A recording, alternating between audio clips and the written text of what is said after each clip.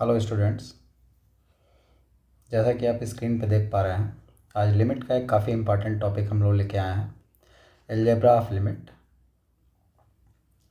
इसमें कुछ कॉन्सेप्ट्स हैं, किताब वगैरह में भी थोड़ी सी कुछ उसमें प्रॉब्लम है।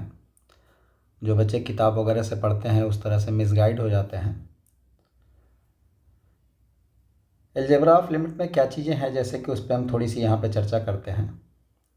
जो जनरली बुक्स वगैरह में लिखा रहता है कि limit x tends to a F x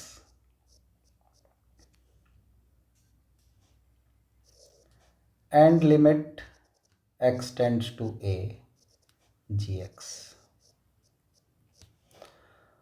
suppose करो इसकी वैल्यू l है, इसकी वैल्यू m है। ये दोनों लिमिट अलग अलग एग्जिस्ट कर रही हैं, ठीक है। ये दोनों लिमिट अलग अलग एग्जिस्ट कर रही हैं। ये वाली जो लिमिट है ये भी एग्जिस्ट कर रही है, ये वाली जो लिमिट है ये भी एग्जिस्ट कर रही है।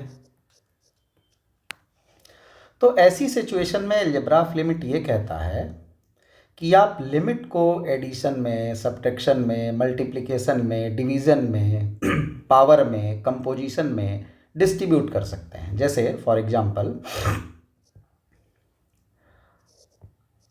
अगर बोला जाए limit x tends to a F x plus minus ji X, ठीक है। तो आप यहाँ पर लिमिट को x tends to a F x plus minus limit x tends to a ji x लिख सकते हैं। कब लिख सकते हैं? जब यहाँ पर ये दोनों लिमिट अलग अलग सेपरेटली एग्जिस्ट करती हो, सेपरेटली एग्जिस्ट करती हो। मतलब कहने का क्या है? मतलब कहने का ये है कि एग्जाम्पल लेके समझाता हूँ मैं इसको।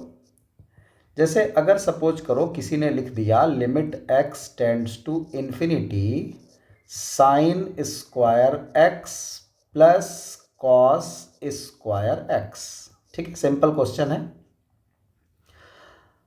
अब यहाँ पर बीच में एडिशन है। अगर दिमाग में ये आए कि क्या यहाँ पर हम इस लिमिट को अलग अलग डिस्ट्रीब्यूट कर सकते हैं, तो जवाब होगा नहीं, डिस्ट्रीब्यूट कर सकते। ये गलत हो जाएगा। क्यों डिस्ट्रीब्यूट नहीं कर सकते? उसका रीज़न ये है कि ये वाली लिमिट या ये वाली लिमिट सेपरेटली एग्जिस्ट नहीं करती। कारण क्या है कि sine square X x tends to infinity पर क्या वैल्यू देता है? Close interval 0 to 1। ये ऑक्सीलेटरी वैल्यू है, यूनिक वैल्यू नहीं है, इसलिए ये भी एग्जिस्ट नहीं कर रही है। इसका भी रिजल्ट 0 से 1 कुछ भी हो सकता है, तो ये भी वैल्यू एग्जिस्ट नहीं कर रही है। तो ये जो यहाँ पर लिखा गया ये यहाँ पे गलत है, इक्वल नहीं है। अब ये क्वेश्चन होगा कैसे? तो सिंपल सी बात है, यहाँ पर मेरा मोटिव क्वेश्चन कराने का नहीं है, ठीक है। यहाँ पर मोटिव है इन प्रॉपर्टीज़ को आपके दिमाग में कायदे से रखने का, ताकि इन प्रॉपर्टीज़ को आप एग्जाम में किस तरीके से यूज़ करेंगे ये आपको पता होना चाहिए। ये क्वेश्चन वैसे करना कैसे होगा? ये क्वेश्चन बहुत सिंपल है। सीधे sign square x plus cos square x को एक साथ ऑपरेट करेंगे, उसके बाद लिमिट लगाएंगे। एक साथ ऑपरेट करने का ये मतलब हुआ कि आप सीधे यहाँ पर इसको लिख लेंगे limit x tends to infinity और sine square x plus cos square x की वैल्यू 1 होगी, तो इसका रिजल्ट सीधे सीधे 1 आ जाएगा। तो टेंशन ही नहीं है, ये इसका करेक्ट आंसर होगा। लेकिन यहाँ जो डिस्ट्रीब्यूशन कर रहा था हमने, ये गलत हो जाएगा, ठीक है। तो इस तरीके की प्रॉपर्टीज़ हमको बताई जाती हैं। इसी तरह से प्रोडक्ट में भी है, मल्टीप्लाई में, डिवाइड में, पावर में। जब भी लिमिट अलग अलग एग्जिस्ट कर रही हो तो हम उस कंडीशन में लिमिट को डिस्ट्रीब्यूट कर सकते हैं। ये अधूरा ज्ञान है, ठीक है। अब जेई ने इसके ऊपर क्वेश्चन पूछना स्टार्ट किया। हालांकि अभी तक ये उतनी डेप्थ में क्वेश्चन को लेके नहीं गया है, लेकिन इसकी कोई गारंटी नहीं है, वो कभी भी डिटेल में इस पे क्वेश्चन पूछ सकता है। ऐसे ही इस पे जैसे हम बात करें, जैसे ये हम लोगों ने देख रखा है ये अभी हमने ऊपर देखा कि limit x tends to a F x plus minus ji x को limit x tends to F x plus minus limit x tends to a ji x लिख सकते हैं। कब लिख सकते हैं? तो उस पर चर्चा हुई। ऐसा तब लिखा जा सकता है जब ये वाली लिमिट और ये वाली लिमिट अलग अलग एग्जिस्ट होती हो, ठीक है। इतना लगभग हर जगह बताया जाता है, लगभग हर जगह लिखा हुआ है। अब क्वेश्चन पे आते हैं। ये क्वेश्चन है। अगर हम इस क्वेश्चन को देखें तो उस प्रॉपर्टी को पढ़ने के बाद दिमाग में एक क्वेश्चन अपने भी आएगा कि क्या इस limit n tends to infinity 1/n³ + 1 + 4/n³ + 1 + 9/n³ + 1 up to n² n³ + 1 के अंदर लिमिट को डिस्ट्रीब्यूट कर सकते हैं। अगर हम इस लिमिट को इसके अंदर डिस्ट्रीब्यूट करते हैं तो क्या होगा, देखो अगर इस लिमिट को तुम इसमें डिस्ट्रीब्यूट करते हो तो n tends to infinity 1/n³ + 1 plus 4/n³ + 1, ये भी तुम्हारा लिमिट के साथ होगा। लिमिट हम डिस्ट्रीब्यूट कर रहे हैं जैसा कि हमने ऊपर प्रॉपर्टी पढ़ा, तो यहाँ पर ये हो जाएगा limit n tends to infinity and so on up to limit n tends to infinity n² + 1। अब हम जरा यहाँ पर लिमिट की वैल्यू लिखने की कोशिश करें। अगर हमने यहाँ पर देखा तो नीचे इन्फिनिटी ऊपर 1, तो वैल्यू इसकी 0 आ गई। इसके बाद वाला भी यहाँ पर नीचे इन्फिनिटी ऊपर 4, तो 4/∞ इसकी भी वैल्यू 0 आ गई। और ऐसे ही करते करते करते करते सारा रिजल्ट 0 आएगा और सारे 0 को ऐड कर दोगे तो वैल्यू आ जाएगी 0। अगर ये प्रॉपर्टी जो ऊपर हमने पढ़ी अभी कि limit x tends to a fx + - gx = limit x tends to a fx + - limit x tends to a gx हम लिख सकते हैं अगर अलग अलग लिमिट एग्जिस्ट कर रही है। तो इसका मतलब ये हुआ कि ये क्वेश्चन का रिजल्ट सही होना चाहिए, बट वास्तव में ये गलत है, ये रॉन्ग है। अब क्वेश्चन एराइज होता है कि क्यों रॉन्ग है। या तो हमें ये प्रॉपर्टी गलत पढ़ाई गई है या तो इस क्वेश्चन का रिजल्ट सही है। भाई दोनों में एक चीज़ तो होना चाहिए, क्योंकि यहाँ पर भी आप देखो सबकी लिमिट अलग अलग एग्जिस्ट कर रही है। 0 अगर वैल्यू आ रही है तो लिमिट एग्जिस्ट ही बोली जाएगी। तो या तो इधर इस प्रॉपर्टी में कुछ गड़बड़ है या तो इस क्वेश्चन में कुछ गड़बड़ है। जनरली इस क्वेश्चन को करते कैसे हैं, ये लिमिट हम नहीं पढ़ा रहे हैं, लिमिट आप पढ़े हुए हैं। लिमिट पढ़ने के बाद ये जो छोटी छोटी बातें हैं जो प्रॉब्लम क्रिएट करती हैं, जिनसे आप ट्रैप हो सकते हैं एग्जाम में, जिनमें आपको जेईई एडवांस क्वेश्चंस में उलझा सकता है, उन पे चर्चा हो रही है, जो जनरली न तो क्लास में इन्फॉर्मेशन दी जाती है और मोस्टली किताबों में भी ये इन्फॉर्मेशन नहीं है। आप उठा के देख लीजिएगा अलजेब्रा ऑफ लिमिट में बस इतनी ही प्रॉपर्टी लिखी हुई है। तो यहाँ पर बच्चों के दिमाग में इस तरह के क्वेश्चंस आने चाहिए कि यहाँ पर इसको हम क्यों नहीं डिस्ट्रीब्यूट कर सकते। क्वेश्चन करते कैसे हैं वो हम थोड़ा देख लेते हैं। इस क्वेश्चन को एक्चुअल में करते कैसे हैं, प्रोसेस क्या है। इस क्वेश्चन को हम यूँ करते हैं कि आप पहले सबको आपस में ऐड कर लो। सबको आपस में ऐड कर लोगे तो ये क्या हो जाएगा तुम्हारा बेस, चूंकि डिनोमिनेटर आपको सेम दिख रहा है इसलिए आप एलसीएम लेकर के ऐड कर सकते हो। तो ऊपर हो जाएगा 1 + 2² + 9 था तो वो 3² हो जाएगा। अब 2 ये जा रहा है n² तक, 1 को 1² लिख सकते हो। और नीचे तुम्हारे वैल्यू क्या आ जाएगी, तो नीचे तुम्हारे वैल्यू आ जाएगी n³ + 1 एलसीएम। अब ऊपर वाली वैल्यू अगर आपस में ऐड की जाए, नेचुरल नंबर के स्क्वायर का सम है, तो ये क्या हो जाएगा, ये हो जाएगा n+1 और 2n+1 डिवाइडेड बाई 6 n³ + 1। ऊपर से n कॉमन ले लो, लविंग रूल लगा दो, जैसा कि ये क्वेश्चन सभी को पता होगा, क्लासेस में कराया जाता है क्वेश्चन। ऊपर यहाँ से भी n कॉमन ले लिया, यहाँ से भी n कॉमन ले लिया, तो यहाँ पर ऊपर आ जाएगा n³, अंदर बचेगा 1 + 1/n और यहाँ पर बचेगा तुम्हारे पास 2 + 1/n और नीचे से भी n³ अगर कॉमन ले लेते हो तो n³ यहाँ भी बाहर आ जाएगा, यहाँ बचेगा 1 + 1/n³ और यहाँ पर आपके पास है limit n tends to infinity. ये n³ कैंसिल हो गया। अब अगर हम लिमिट अंदर डिस्ट्रीब्यूट करते हैं तो ये वैल्यू तुम्हारी 0, 1 + 0, 2 + 0, ऊपर 2 आ जाएगा और नीचे तुम्हारा 6 + 6 × 1 + 0, तो यहाँ पर वैल्यू 6 आ जाएगी और रिजल्ट हो जाएगा 1/3। अब ये प्रोसेस क्लासेस में कराया जाता है। इस क्वेश्चन में सिंपल क्वेश्चन हमने उठाया है, जनरल क्वेश्चन है, हर बच्चे के क्लास में ये क्वेश्चन कराया गया होगा। ये इसका करेक्ट रिजल्ट है और ये इसका रॉन्ग रिजल्ट है। अब क्वेश्चन ये राइज होता है कि आखिर ये रॉन्ग क्यों है। तो यहाँ पर अब प्रॉब्लम ये आती है कि ये जो प्रॉपर्टी यहाँ पढ़ी जाती है ये प्रॉपर्टी रॉन्ग होती है, मेथड रॉन्ग नहीं है। क्वेश्चन जो किया गया है उसमें क्या प्रॉपर्टी रॉन्ग है उस पर थोड़ा सा हम लोग यहाँ चर्चा करेंगे। प्रॉपर्टी सुधार लीजिए, जो भी आपको अधूरा ज्ञान है उसको कंप्लीट करिए। तो सबसे पहले आपको इस प्रॉपर्टी को कंप्लीट करते हैं कि limit x tends to a f1x plus f2x plus and so on. इसमें आप लिमिट को डिस्ट्रीब्यूट कब कर सकते हैं? तो याद रखिएगा, limit can be distributed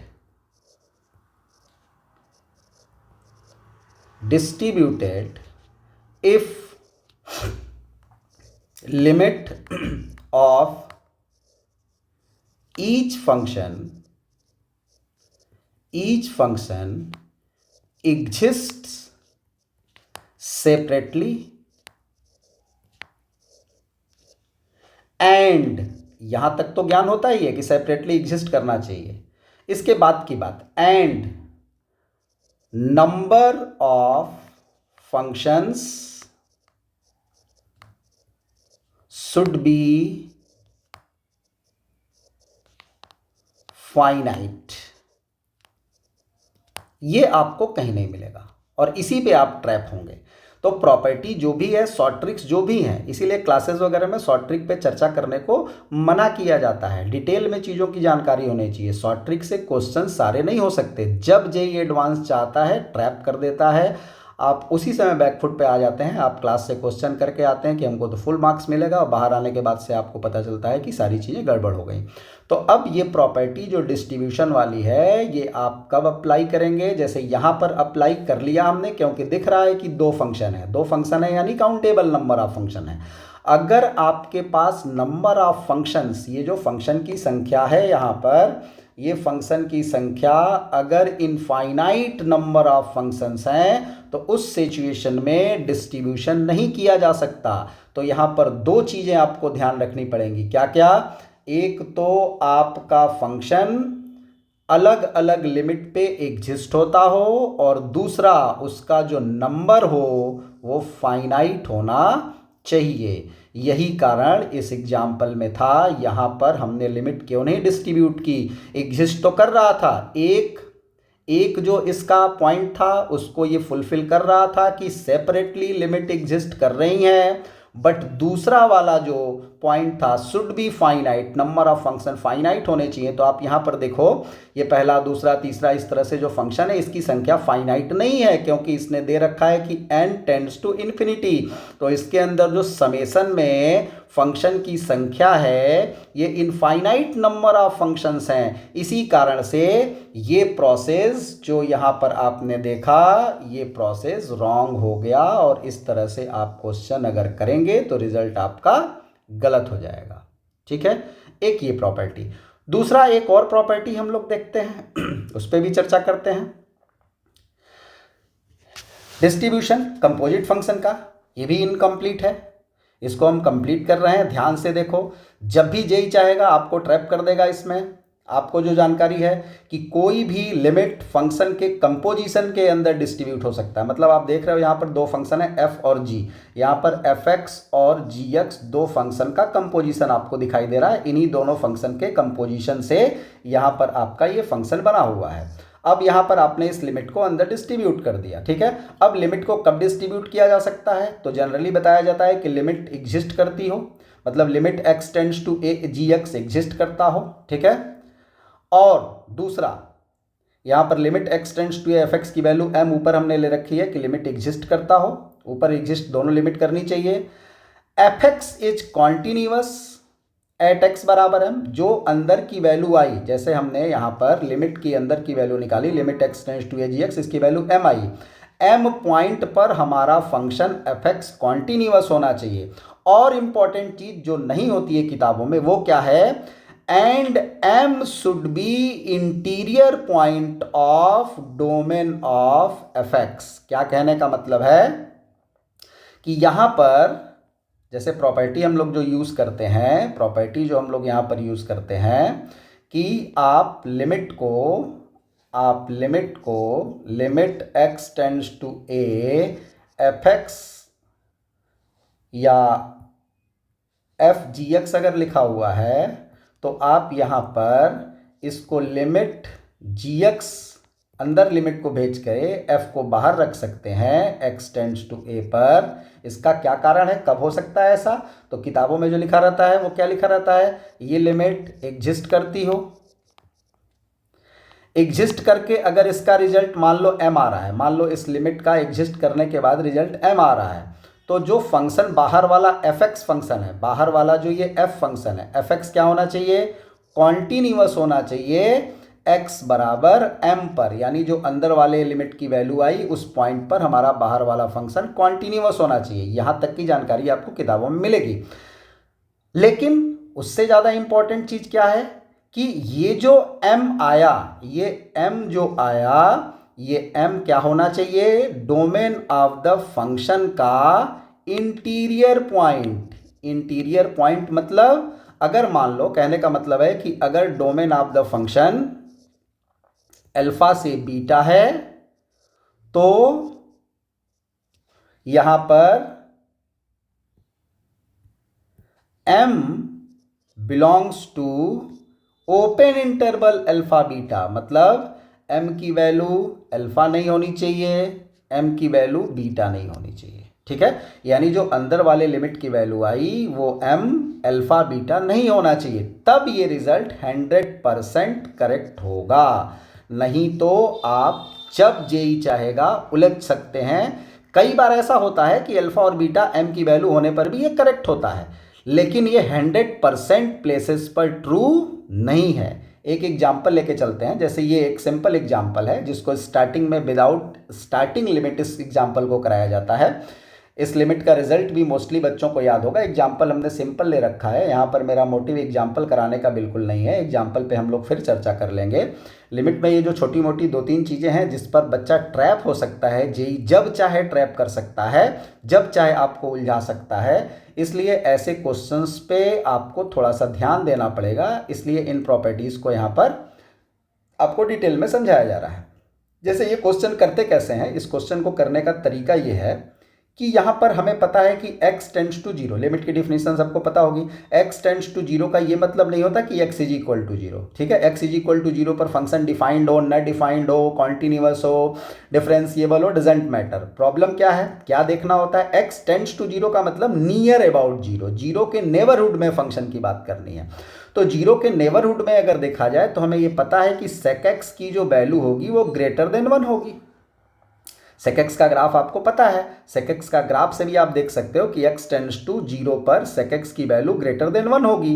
and अगर हम यहाँ फंक्शन को देखें तो हमारा फंक्शन क्या लिखा हुआ है, साइन इनवर्स, और अंदर जो sec x है उसके पास जो वैल्यू मिली वो ग्रेटर देन 1 वैल्यू मिली, और हमें पता है कि sec इनवर्स ग्रेटर देन 1 के लिए डिफाइंड नहीं है, इसलिए यहाँ पर ये लिमिट हो जाती है डज नॉट एग्जिस्ट, ये लिमिट एग्जिस्ट नहीं करती।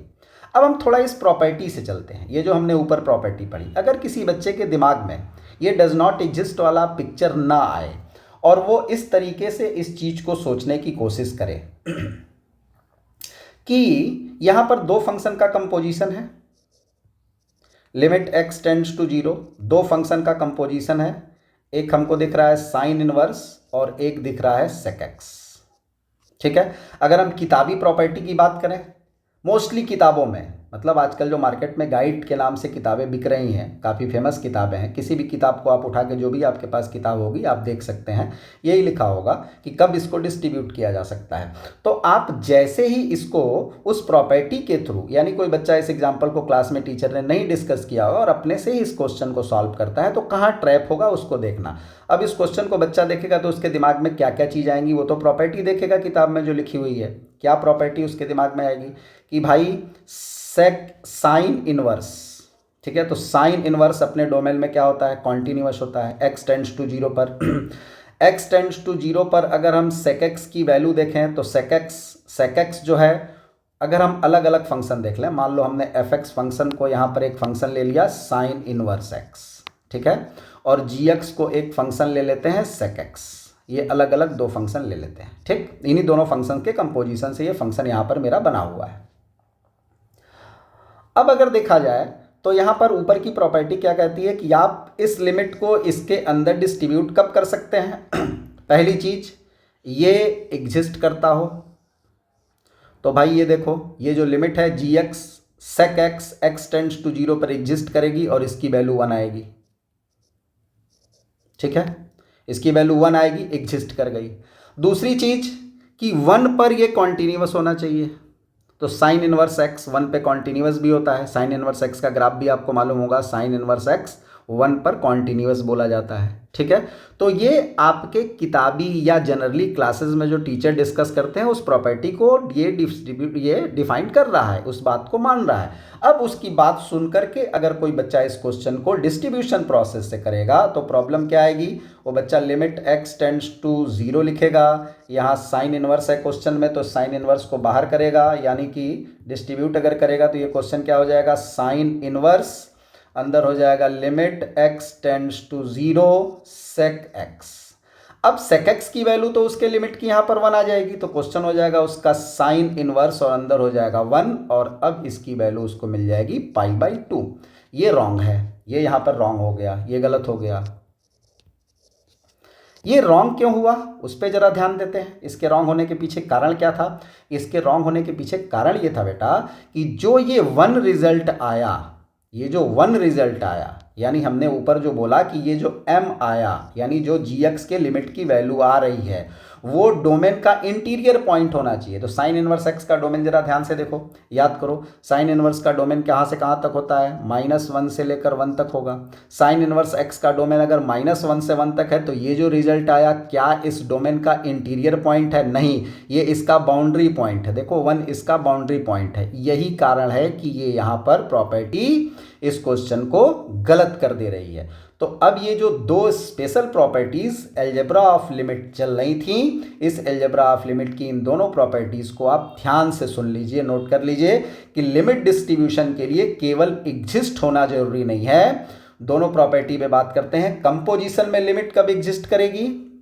तो कंपोजिशन में लिमिट तब एग्जिस्ट करेगी जब अंदर वाला जो फंक्शन है उसका लिमिट एग्जिस्ट करता हो, उसका जो रिजल्ट आ रहा है उस रिजल्ट पर बाहर वाला फंक्शन कॉन्टिन्यूअस हो, और तीसरा और महत्वपूर्ण जो आपको कहीं नहीं मिलेगा वो ये कि that point should be interior point of the function F. वो पॉइंट इस फंक्शन एफ के डोमेन का इंटीरियर पॉइंट होना चाहिए। अगर वो बाउंड्री का पॉइंट है तो ये प्रॉपर्टी आपको रिजल्ट गलत भी कर सकती है। 100% जगहों पर ये गलत नहीं होता, बहुत से एग्जाम्पल ऐसे हैं जहां पर इस चीज़ को आप चेक करोगे तो आपको सही रिजल्ट मिलेगा।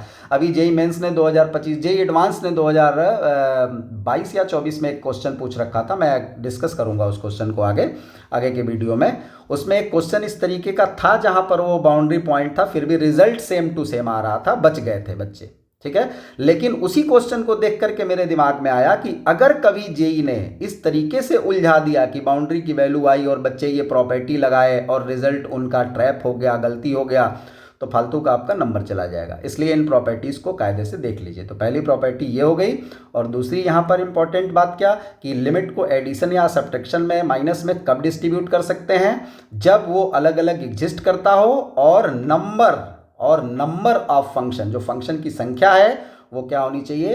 फाइनाइट होनी चाहिए। अगर इनफाइनाइट नंबर फंक्शन के हैं, जैसे इसी एग्जाम्पल की बात कर रहे थे, तो ऐसे कंडीशन में आपका रिजल्ट गड़बड़ हो जाएगा। इस चीज़ को ध्यान रखिएगा। आगे ऐसे और वीडियो के साथ हम लोग फिर से हाजिर होंगे। तब तक के लिए धन्यवाद।